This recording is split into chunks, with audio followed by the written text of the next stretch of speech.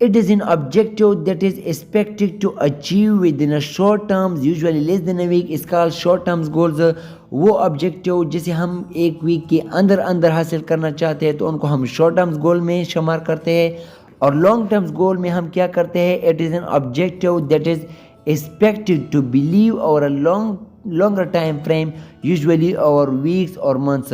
तो जिन ऑब्जेक्टिव को हम कई मंथ्स में या वीक्स में हासिल करना चाहते हैं तो उनको हम लॉन्ग टर्म्स गोल कहते हैं। ओके जी, example, client will achieve comfort within 24 hour post operatively.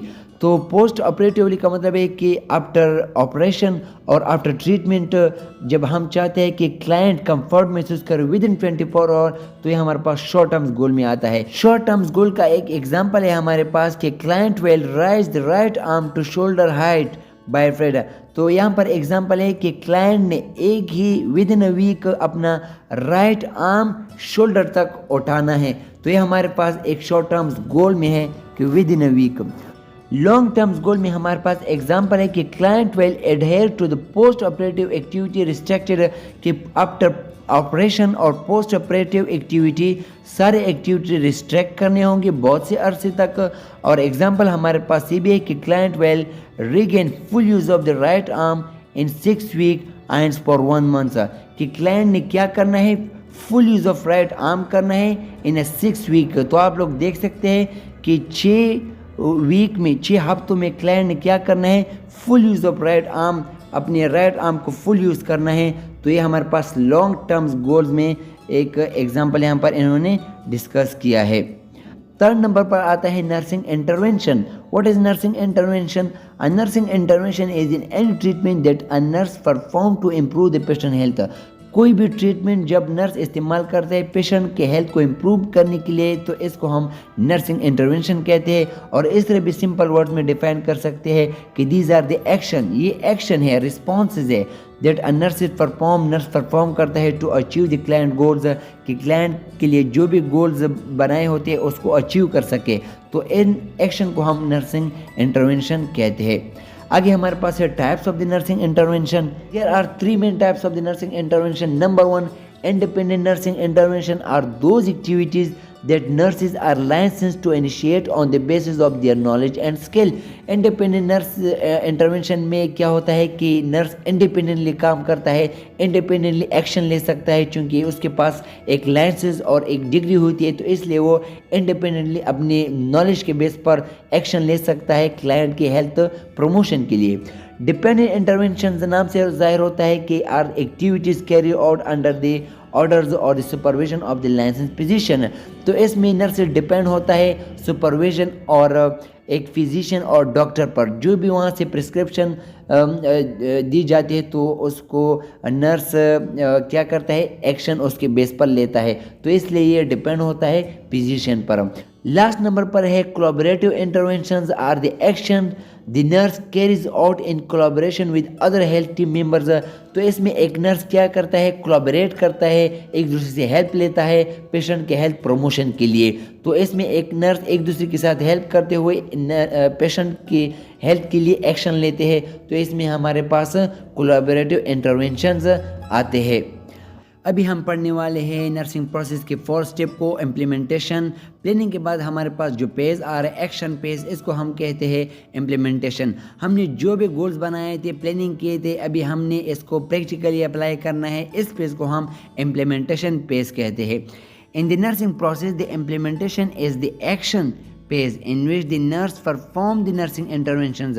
Implementation हमारे पास नर्सिंग प्रोसेस का 4th स्टेप है और ये एक्शन पेज है जिसमें हमने क्या करना है, नर्सिंग इंटरवेंशन करने यानी कि एक्शन लेने हैं। Implementation consists of doing and documenting the activities that are the specific nursing action needed to carry out the interventions। तो इम्प्लीमेंटेशन हमारे पास किस चीज़ पर मुश्तमिल है, डूइंग और डॉक्यूमेंटेशन पर, जिसमें हम कौन सी एक्टिविटी करते हैं, नर्सिंग एक्शन लेते हैं। जो भी हमने प्लानिंग किए थे अभी हमने एक्शन लेने हैं। और to carry out the intervention, कि हम इंटरवेंशन को कैरी कंटिन्यू कर सके, तो इसलिए हमने क्या करने हैं, प्रैक्टिकली एक्शन और इम्प्लीमेंट करने हैं चीज़ों को। द नर्स परफॉर्म्स और delicates the nursing activities for the interventions. Nurse क्या करता है, परफॉर्म करता है या प्रोवाइड करता है the nursing activity for the interventions that were develop in the planning step, जो हमने प्लानिंग स्टेप में बनाए थे गोल्स। लास्ट में हमने इम्प्लीमेंटेशन स्टेप को कंक्लूड करना है, फाइनलाइज करना है bye recording the nursing activity, यानी कि हमने जो भी एक्टिविटी परफॉर्म की, नर्सिंग एक्टिविटी परफॉर्म की, वो सारा कुछ हमने रिकॉर्ड करवाना है। And the resulting client response, और जो भी क्लाइंट का रिस्पॉन्स है या जो भी क्लाइंट के हेल्थ का रिजल्ट है, हमने वो सारा कुछ रिकॉर्ड करवाना है। And this is the conclusion step of the implementation step. तो ये सारा कुछ हमने लास्ट में रिकॉर्ड करना है इम्प्लीमेंटेशन के प्रोसेस में। प्रोसेस ऑफ इम्प्लीमेंटिंग हमारे पास कंटिन्यू है। The process of implementing normally include the following. कौन कौन सी चीज़ या स्टेप इन्वॉल्व है प्रोसेस ऑफ इम्प्लीमेंटिंग में? Number 1, reassessing the client. MCQs के लिहाज से बहुत इंपॉर्टेंट है कि हम दोबारा रीअसेसिंग द क्लाइंट कौन से स्टेप में करते हैं? इम्प्लीमेंटिंग पेज में। पहली बार कब किया था? असेसमेंट पेज में। Determining the nurse need for the assistance. हमने जो भी एक्शन लेने हैं, यानी एक नर्स ने जो भी काम करने हैं उसको पता हो कि मेरी क्या ज़रूरत है, यानी कि क्लाइंट को कौन सी चीज़ों की ज़रूरत होती है, तो क्लाइंट नर्स को चाहिए कि उसको अपने ज़रूरियात का पता हो। इम्प्लीमेंटिंग द नर्सिंग इंटरवेंशन, और प्रोसेस ऑफ इम्प्लीमेंटिंग में हमने करना ही यही है कि इम्प्लीमेंट करना है नर्सिंग इंटरवेंशन को, प्रैक्टिकली एक्शन लेने हैं। सुपरवाइजिंग द डेलिकेटेड केयर, एक नर्स ने जो भी एक्शन लिए या जो भी केयर प्रोवाइड किया क्लाइंट को, तो नर्स को चाहिए कि वो अपने क्लाइंट पर नज़र रखे या उसके अंडर द सुपरविजन हो। इसके अलावा डॉक्यूमेंटिंग द नर्सिंग एक्टिविटी, और आपने जो भी नर्सिंग इंटरवेंशन के इम्प्लीमेंटेशन की, तो आपको चाहिए कि आप उसे रिकॉर्ड करें, डॉक्यूमेंट करें। अगर आपने ना की एक्टिविटी रिकॉर्ड, तो इसका मतलब आपने वो एक्टिविटी की ही नहीं। आगे हमारे पास है डिटेल में रीअसेसिंग द क्लाइंट, कि किस तरह रीअसेस करना है क्लाइंट को। Just before the implementing intervention, the nurse must reassess the client to make sure that the intervention is still needed. तो इससे पहले कि आप चीज़ों को इम्प्लीमेंट करें, यानी कि एक्शन लें, आपको चाहिए कि आप पेशेंट को दोबारा रीअसेस करें कि अभी भी इसको ज़रूरत है इम्प्लीमेंटेशन प्रोसेस की या नहीं। अगर ज़रूरत हो तो आपने फिर इम्प्लीमेंट करने हैं, एक्शन लेने हैं। अगर अभी ज़रूरत ना हो तो फिर आपने चीज़ों को इम्प्लीमेंट नहीं करनी। तो इसलिए रीअसेस करना ज़रूरी है। सेकंड नंबर पर है determining the nurse need for the assistance. कभी कभार नर्स को भी हेल्प की ज़रूरत होती है। फॉर एग्जांपल, अगर कोई क्लाइंट ओबेस है या अगर उसको किसी चीज़ की ज़रूरत हो, तो इसलिए नर्स को भी असिस्ट करने की ज़रूरत होती है। For example, when implementing the some nursing intervention, the nurse may require assistant for one or the following reasons. तो जब भी नर्स चीज़ों को इम्प्लीमेंट करता है क्लाइंट के ऊपर, यानी इम्प्लीमेंटेशन प्रोसेस करता है, तो कभी कभार नर्स को भी ज़रूरत होती है। फॉर एग्जांपल, नीचे दिए हुए एग्जांपल की तरह एग्जाम्पल हमारे पास है, the nurse is unable to implement the nursing activity safely और efficiently alone. For example, ambulating unsteady obese client. कभी कभार अकेले एक नर्स को सारे चीज़ों को एक क्लाइंट के ऊपर इम्प्लीमेंट करना बहुत मुश्किल हो जाता है, तो इसलिए दूसरी नर्स का हेल्प लेना, असिस्ट लेना बहुत ज़रूरी होता है। फॉर एग्जाम्पल, एक ओबेस, एक हैवी वेट क्लाइंट है, तो उसको टर्न करना, मूव करना बहुत मुश्किल हो जाता है, तो इसलिए दूसरी नर्स का हेल्प भी लेना ज़रूरी होता है। तो ये हमारे पास नर्स की नीड है। Assistance will reduce stress on the client. Assistant से तो ये भी हेल्प मिलता है कि वो क्लाइंट के ऊपर जो स्ट्रेस होता है वो रिड्यूस होता है। टर्निंग अ पर्सन जो experience acute pain when mood, तो जब एक पर्सन को बहुत ज़्यादा पेन होता है, उसको टर्न करना है या मूव करना, तो जब दो नर्स होते हैं या एक नर्स दूसरी नर्स का हेल्प करता है, तो क्लाइंट के ऊपर प्रेशर या स्ट्रेस को कम करता है। लास्ट हमारे पास है, the nurse lack of the knowledge और skill to implement the particular nursing activity. Nurse who is not familiar with particular model of transition equipment need to assess the first time it is applied.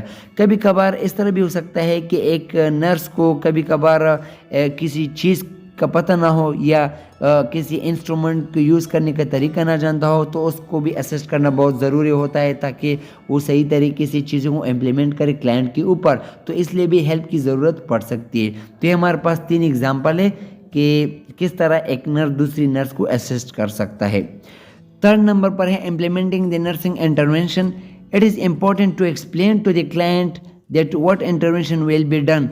आपको चाहिए कि आप जो भी चीज़ें implement करना चाहते हैं, आप उससे पहले क्लाइंट को एक्सप्लेन करें कि क्या क्या चीज़ें होने वाली है इम्प्लीमेंटिंग प्रोसेस में। what sensation to the expect, what the client is expected to do and what the expected outcome is। तो आपको चाहिए कि आपको पूरा आप क्लाइंट को पूरा प्रोसीजर बताए कि क्या क्या चीज़ें मैं इंटरवेंशन करने वाला हूँ, क्या क्या चीज़ें अप्लाई करने वाला हूँ, इससे क्या होगा, आउटकम इसके क्या आएंगे, हेल्थ पर क्या असर होगा। For many nursing activity it is also important to ensure the client privacy. और आप जो भी इम्प्लीमेंटिंग या एक्शन लेते हैं क्लाइंट के ऊपर, तो आपको चाहिए कि आपको क्लाइंट का प्राइवेसी जो है उसका बहुत ख्याल रखे। For example closing the door, दरवाज़ों को बंद करना ताकि बाहर से कोई देखे ना, पुलिंग द कर्टन्स, पर्दे वगैरह जो रूम के होते हैं उसका ख्याल रखना, ड्रॉपिंग द क्लाइंट। तो इन सारी चीज़ों का ख्याल रखने हैं जिससे क्लाइंट की प्राइवेसी बरकरार रहे। तो ये हमारे पास प्रोग्राम इम्प्लीमेंटिंग का थर्ड पार्ट है। और चौथा पार्ट जो है supervising the delegated care. If care has been delegated to other health care personnel, the nurse responsible for the client oral care must ensure that the activity have been implemented according to the care plan। तो जब भी आप किसी patient को care देते हैं या चीज़ों को इम्प्लीमेंट करते हैं, तो आप एज ए नर्स रिस्पॉन्सिबल है क्लाइंट के पूरी हेल्थ की।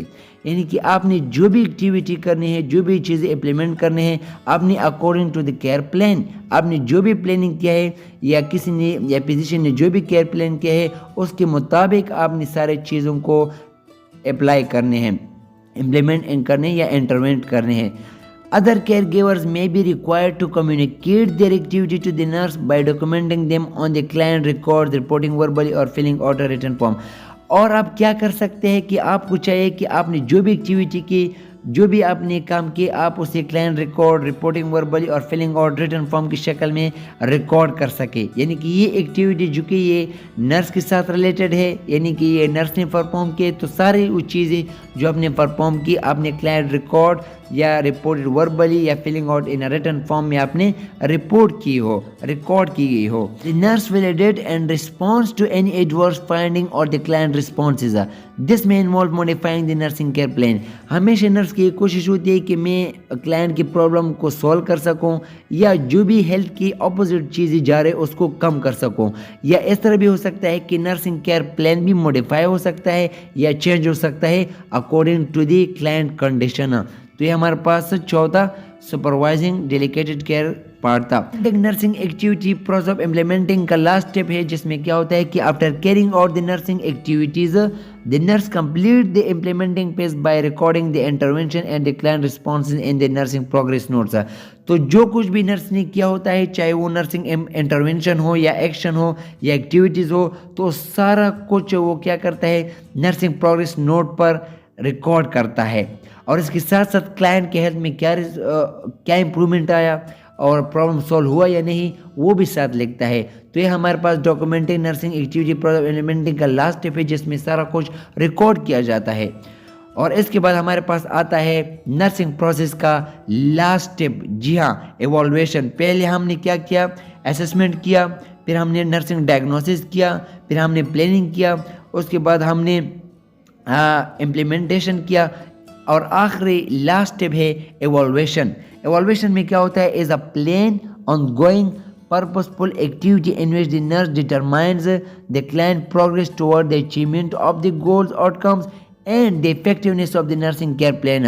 एवॉल्यूशन में हम क्लाइंट का जो हेल्थ है उसको एवॉल्वेट करते हैं कि जो भी हमने चीज़ें की, जो भी हमने इम्प्लीमेंटेशन की, प्लानिंग की, तो उसकी वजह से क्लाइंट के हेल्थ में इम्प्रूवमेंट आया या नहीं आया, हमने गोल्स अचीव किए या अचीव नहीं किए। और इसके साथ साथ नर्सिंग केयर प्लान जो था वो इफेक्टिव था या नहीं था, प्रॉब्लम को सॉल्व किया क्लाइंट का या नहीं। तो सारा कुछ ये हम किस प्रोसेस में करते हैं, लास्ट स्टेप में, एवॉल्यूशन में। जी हाँ, और ये हमारे पास लास्ट स्टेप था नर्सिंग प्रोसेस का। उम्मीद करता हूँ कि आप लोगों को वीडियो पसंद आई होगी। अगर आपका कोई भी क्वेश्चन हो तो आप कमेंट बॉक्स में कमेंट कर सकते हैं, मैं आप लोगों को ज़रूर आंसर दूंगा। और इंशाल्लाह मैं कोशिश करूंगा कि इसके साथ साथ मैं दूसरा सब्जेक्ट के चैप्टर भी स्टार्ट करूं ताकि जल्द से जल्द मैं कोर्स को कंप्लीट करूं। तो अपना बहुत ख्याल रखिएगा, अपनी फैमिली का भी, मेरे चैनल का भी। मुझे इजाज़त दीजिए। अल्लाह हाफ़िज़।